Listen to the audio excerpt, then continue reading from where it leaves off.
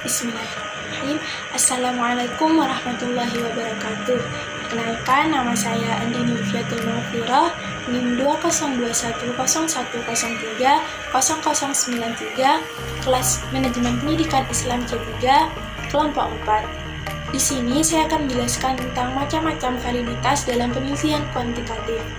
Dalam berbagai buku tentang penelitian kuantitatif, terdapat 3 jenis validitas yang sering didiskusikan oleh para ahli statistik, yaitu validitas kriteria pembanding atau criterion related validity, validitas isi atau content validity, dan validitas construct atau construct validity.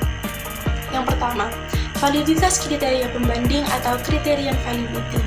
Criterion validity atau validitas kriteria pembanding berkaitan dengan apakah suatu alat pengukuran yang baru telah sesuai dengan instrumen pengukuran lainnya yang dianggap sebagai model atau telah dipakai secara luas dalam bidang ilmu tertentu. Dalam hal ini, peneliti perlu membandingkan instrumen penelitian yang baru dengan instrumen penelitian lainnya.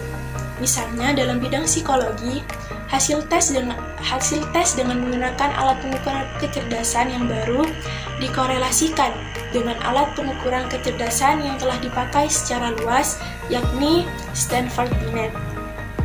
Dua hal utama yang perlu dibandingkan adalah konteks responden yang terdapat dalam kedua alat pengukuran dan secara khusus dalam penelitian korelasi.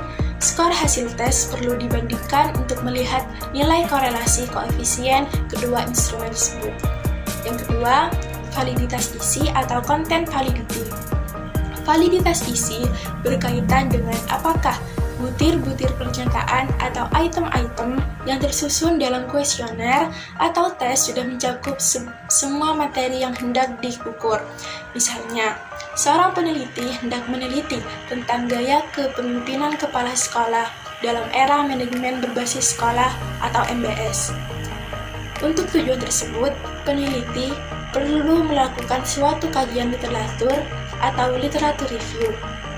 Peneliti kemudian menyusun kuesioner, misalnya dalam beberapa bagian.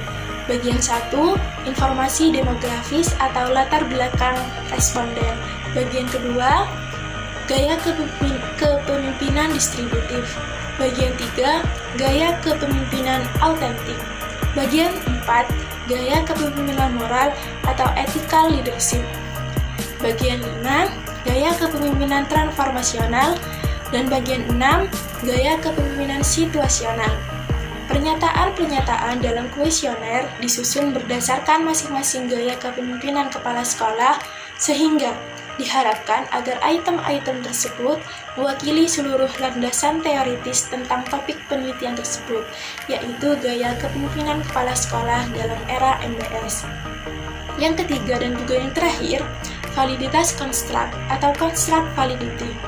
Validitas ini berkaitan dengan apakah alat penelitian yang dipakai telah disusun berdasarkan kerangka atau konstruk teoritis yang benar dan juga relevan. Kuesioner yang memiliki validitas konstruk tinggi selalu berdasarkan definisi atau batasan para ahli tentang konsep tersebut, bukan pada definisi umum.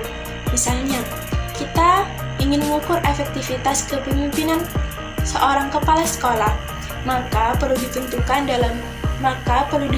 dahulu konsep teoritis tentang teori efektivitas dan kepemimpinan serta hubungan keduanya dalam efektivitas kepemimpinan di sekolah.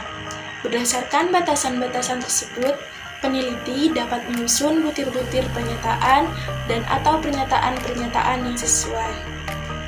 Baiklah, itu saja yang dapat saya jelaskan. Kurang lebihnya mohon maaf. Terima kasih. Wassalamualaikum warahmatullahi wabarakatuh.